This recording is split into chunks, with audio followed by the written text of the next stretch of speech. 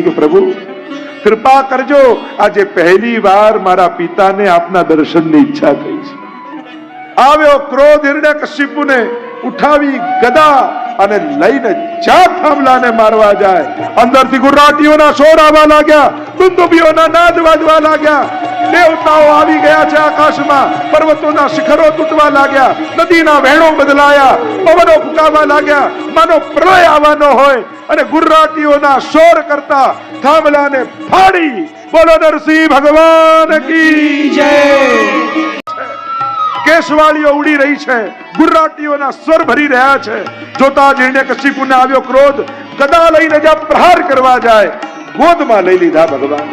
હિરણ્યકશિપુને ગોદમાં લઈ ઉંબરે આવ્યા, ખોળામાં મૂક્યો છે. જો હું નથી પશુ, નથી નર, નથી તું આકાશમાં, નથી જમીનમાં, ગોદમાં છું. નથી ઘરની અંદર, નથી બહાર, ઉમરામાં છું.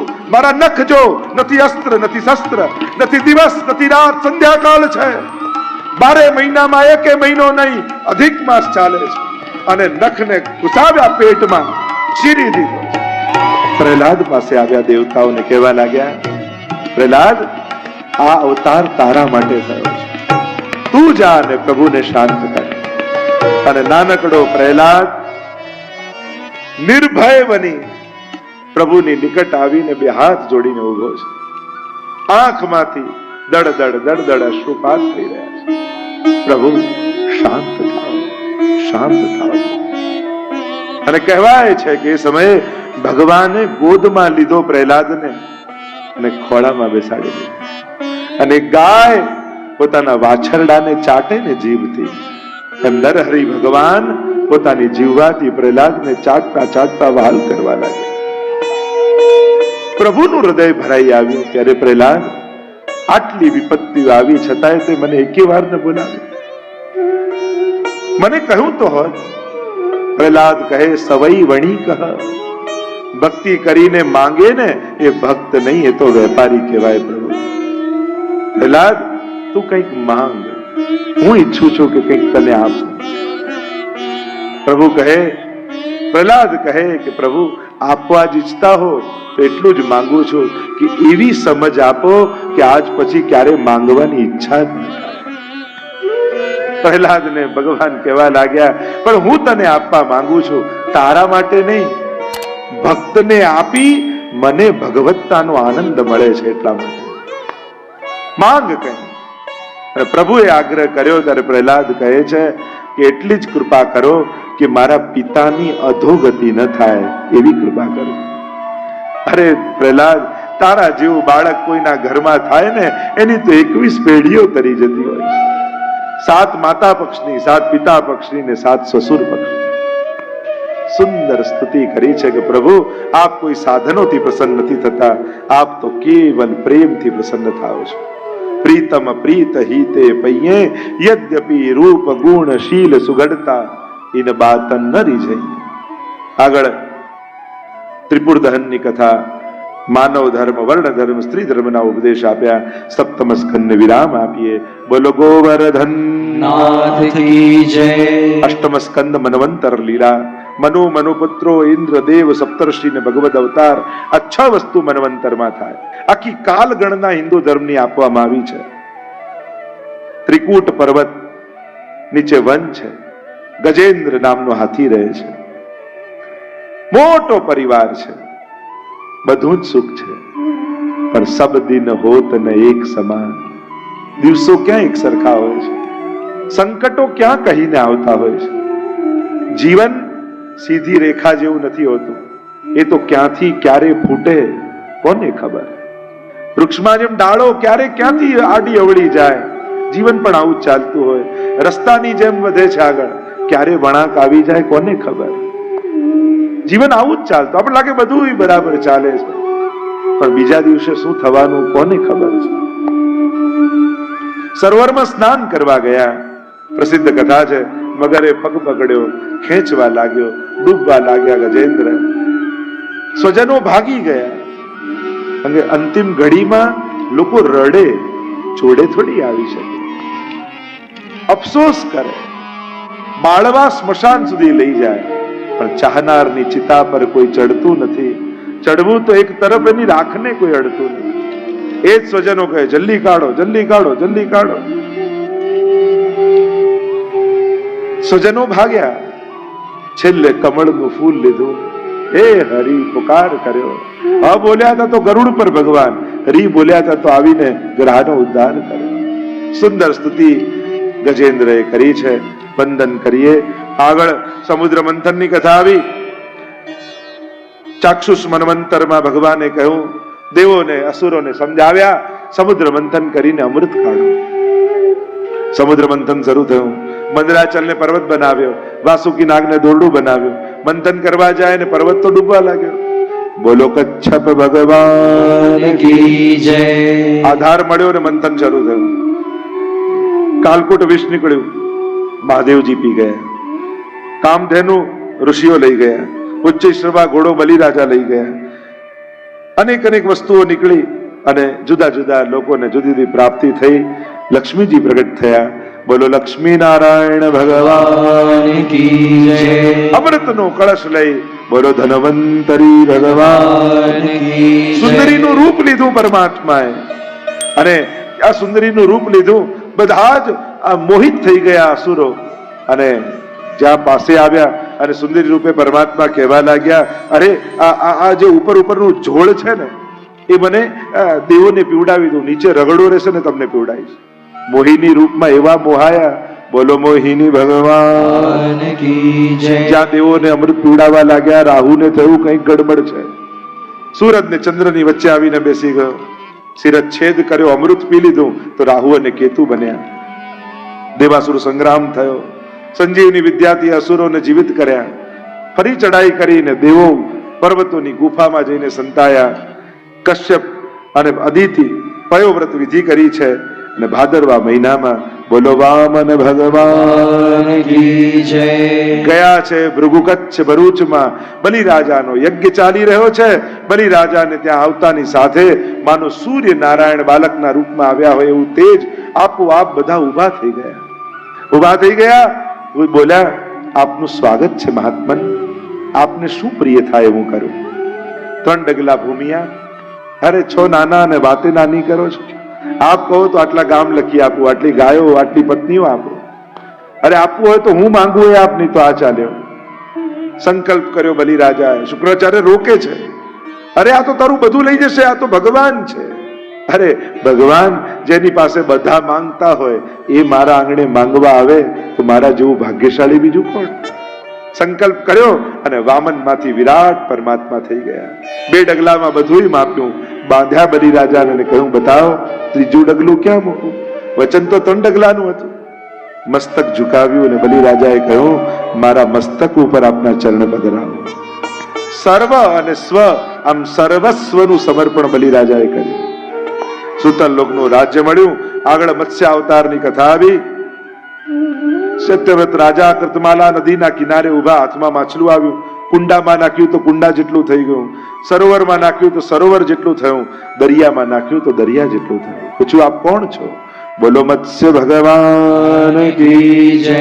કહ્યું, ટૂંક જ સમયમાં પ્રલયકાલ આવશે અને ત્યારે વેદોની રક્ષા કરજો. અને આ વેદોની રક્ષા કરી છે. અષ્ટમ સ્કંદને વિરામ આપીએ. બોલો ગોવર્ધન નાથ કી જય. 9મ સ્કંદ ઈશાનું કથા, સુદ્યુમ્નની કથા, નભગના પુત્ર નાભાગની કથા, અમરીશ રાજાની કથા, હરિશ્ચંદ્ર સગર ચરિત્ર આવ્યું. ગંગાજીનું અવતરણ થયું. પૂર્વજોનો ઉદ્ધાર કર્યો છે. રામ જન્મની કથા આવી. રામ જન્મની રામચરિત્ર સંક્ષિપ્તમાં ભાગવતજીમાં છે. એનું વર્ણન કર્યું છે. આગળ નિમિ રાજાના વંશનું વર્ણન આવ્યું. પરશુરામ દ્વારા ક્ષત્રિય સંવારની કથા આવી. ચંદ્રવંશ યાતિનું વર્ણન આવ્યું. રંતી દેવની કથા આવી. 9મ સ્કંદને વિરામ આપીએ. બોલો ગોવર્ધન નાથ કી જય. બોલો ભાગવત ભગવાન કી જય. 10મ સ્કંદ ભગવાનનું હૃદય. ભાગવતજી અનુસાર 90 અધ્યાય. મહાપ્રભુજી 3 અધ્યાય પ્રક્ષિપ્ત માન્યા. કાલે 10મ સ્કંદની વિસ્તારથી ચર્ચા કરીશું. અત્યારે તો દરેકના ચહેરા ગોકુલ તરફ આંખો માંડીને બેઠા છે અને લોકો એવા ઉતાવળા થઈ જાય નંદ મહોત્સવ કરવા. ચાલો ગોકુલ તરફ જઈએ. કથિતો વંશ વિસ્તારો ભવતા સોમ સૂર્યયો રાજ્યામ ચોભયવંશ્યાનાં ચરિતમ પરમાદ્ભુતમ. હે ગુરુદેવ, અત્યાર સુધી સંક્ષિપ્તમાં આ બધી કથા કહી રહ્યા હતા, પણ હવે મારા ઈષ્ટ, મારા પ્રાણ પ્રેષ્ઠ, મારા આરાધ્ય એવા શ્રી કૃષ્ણની કથા આવે છે. હવે સંક્ષિપ્ત ન કરતા હવે વિસ્તારથી કહેજો. યદોશ્ચ ધર્મશીલસ્ય, એ યદુરાજાના ધર્મશીલ વંશમાં પ્રગટ થયેલા પરમાત્મા શ્રી કૃષ્ણ, એની કથા. અને ભગવત કથા કોણ એવો આત્મઘાતી જીવ હશે જેને એમાં રુચિ ના આવતી હોય? નિવૃત્ત તર્ષૈરુપગીયમાનાત ભવૌ સદાચોત્ર મનોવિરામાત કૌત્તમ શ્લોક ગુણાનુવાદાત ઉમાન વિરજ્યેત વિના પશુગનાત. કોણ એવો આત્મઘાતી જીવ હશે તેને ભગવાનની કથામાં રસ ના આવે? પ્રશ્ન કરતા કહ્યું, કેવલ મારા ઉપર જ પ્રભુની કૃપા છે એમ નહીં, મારા પૂર્વજો ઉપર પણ પ્રભુની કેવી કૃપા. ન તરી શકાય એવું કૌરવ સૈન્ય સાગર કૃત્વા તરન વત્સ પદમ સ્મયપ્લવાહ. વાછરડાનું પગ પડે ને ખાડો પડે અને ચાલતો ચાલતો માણસ સહજમાં ઓળંગી જાય એમ મારા પિતામહો આ કૌરવ સૈન્યને ઓળંગી ગયા. પ્રશ્નો કર્યા પરીક્ષિત મહારાજે. પ્રશ્ન કરતા કહ્યું કે બલરામજી તો રોહિણીજીથી પ્રગટ થયા, પછી દેવકીજીના પુત્ર કેમ કહેવાય? કૃષ્ણ વસુદેવજીનું ઘર છોડી વ્રજમાં કેમ વસ્યા? અને નંદાદી ગોપો સાથે ક્યાં ક્યાં નિવાસ કર્યો પ્રભુએ? વ્રજ તથા મધુપુરીમાં લઈને પ્રભુએ કઈ કઈ લીલાઓ કરી? કંસ તો મામા હતા, છતાં એમને કેમ માર્યા? દ્વારિકાપુરીમાં પ્રભુએ કેટલા વર્ષ નિવાસ કર્યો? પ્રભુની પત્નીઓ કેટલી હતી? ઘણા પ્રશ્નો કર્યા. બે હાથ જોડીને કહ્યું, યાદ આવ્યું એટલું પૂછ્યું અને ઘણું બધું પૂછવાનું રહી ગયું છે. ગુરુદેવ, આપ તો દિલ ખોલીને વાત કરજો, આપ તો બધી જ કથાઓ કહેજો. મારા આરાધ્યની કથા હું સાંભળવા માંગુ છું. એવમ નિશમ્ય ભૃગુનંદન સાધુવાદમ વૈયાસકી સ ભગવાનથ વિષ્ણુરાતમ. સ ભગવાનથ, મહાપ્રભુજી અર્થ કર્યો સુબોધનીમાં કે જયારે આવા પ્રશ્નો કર્યા ને એટલે સુખદેવજીની તો સમાધિ લાગી ગઈ ભગવાન. પ્રભુને થયું કથા અધૂરી ન રહી જાય, એટલે પ્રભુ સુખદેવજીના હૃદયમાં આવીને બિરાજી ગયા. એટલે હવેની કથા સુખદેવજી નહીં, ભગવાન પોતે કહેશે. અરે ભગવાનની કથા તો ગંગાજીની જેમ ત્રણેયને પાવન કરનારી, પૂછનાર, કહેનાર ને સાંભળનાર. ભૂમિ પર ભાર વધ્યો, ગાયનું રૂપ ધારણ કરીને પૃથ્વી આવી બ્રહ્માજી પાસે. બ્રહ્માજીએ કહ્યું કે તારા દુઃખને હું જાણું છું, ચાલ ક્ષીર સાગર પર જઈએ, પ્રભુને પુકાર કરીએ. ક્ષીર સાગર પર આવ્યા. તત્ર ગત્વા જગન્નાથમ દેવ દેવ વૃષાકપિમ પુરુષમ પુરુષ સુપ્તેન ઉપતસ્થે સમાહિત. ધ્યાનમાં આવ્યા. પરમાત્માને કહ્યું, દેવતાઓને કહો કે ભિન્ન ભિન્ન રૂપ ધારણ કરીને બ્રજમાં જાય, હું થોડા સમયમાં બ્રજમાં આવીશ. વસુદેવ અને દેવકીના વિવાહની કથા આવી અને બધી જ જવાબદારી છે ભાઈ કંસના માથે. દોડાદોડ કરીને વ્યવસ્થા કરે છે. અહંકારીને જવાબદારી આપો ને તો ગમે, પણ જ્યારે પોતાનું અહિત થતું દેખાય પછી કોઈની શરમ ન રાખે. બહેનને વળાવવા હું પોતે જઈશ.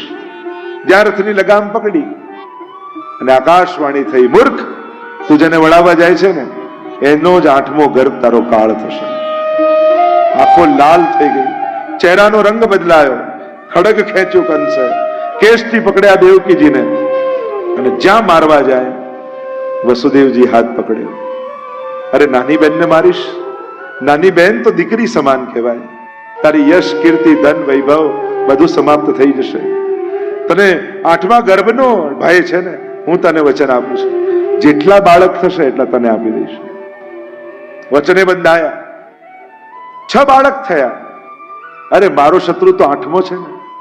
નારદજીને થયું કે પાપનો ઘડો ભરાશે નહીં તો ફૂટશે કેમ? કંસને સમજાવ્યા, આમાં પહેલો કયો ને 8મો કયો, આ બધા દેવતાઓની ચાલ છે. કંસે 6 બાળકોને મારી નાખ્યા. 7માં આવ્યા શેષજી. માયાને આજ્ઞા કરી કે કર્ષણ કરીને રોહિણીજીના ગર્ભમાં પધરાઈ આવો. પધરાવ્યા અને પ્રભુને પધારવાનો કાળ આવ્યો. 8.5 શ્લોકમાં 5 તત્વોની શુદ્ધિ બતાવી. પ્રભુ પધાર્યા છે. આજે પણ હવેલીમાં પણ જન્માષ્ટમી હોય ને ત્યારે આ 8.5 શ્લોકો બોલવામાં આવે. આવો 1-2 શ્લોકનું ગાન કરીએ. અથ સર્વ ગુણોપેત કાલઃ પરમ શોભનઃ યર્હેવાજર જન્મક્ષ શાંતક્ષ ગ્રહતારકમ દિશઃ પ્રસેદુર ગગનમ નિર્મલોડુગણોદયમ મહીમંગલ ભૂઇષ્ઠ પૂરગ્રામ વ્રજાકરા. ગ્રહ નક્ષત્રો અનુકૂળ થયા. પ્રભુને પધારવાનો કાલ આવ્યો. દિશાઓ દૈદીપ્યમાન થવા લાગી. યજ્ઞ કુંડમાંથી શાંત રહેલા કુંડમાંથી અગ્નિ પ્રજ્વલિતો થવા લાગ્યા. વેદ મંત્રોના ઋષિઓ ગાન કરવા લાગ્યા. મંદ મંદ પવન વાવા લાગ્યો. આકાશમાં વાદળો ઘેરાયા. ગ્રહ નક્ષત્રો અનુકૂળ થયા. દેવતાઓ આવીને દુંદુભીઓના નાદ કરવા લાગ્યા. અપ્સરાઓ આવી કલાનિધિને કલા સમર્પિત કરવા લાગી. શ્રી गिरिधर आगे नाचूंगी, श्री गिरिधर आगे नाचूंगी. नाच नाच प्रिय रसी करी जाऊं, नाच नाच प्रिय रसी करी जाऊं. प्रेमी जन को जाचूंगी, श्री गिरिधर आगे नाचूंगी. મધ્યરાત્રિનો સમય થયો. તમદ્ભુતમ બાલકમં ભુજેક્ષણમ ચતુર્ભુજમ શંખ ગદાયુધાયુધમ શ્રીવત્સ લક્ષ્મમ ગલસૌભિકૌસ્તુભમ પીતાંબરમ સાંદ્ર પયોદ સૌભગમ.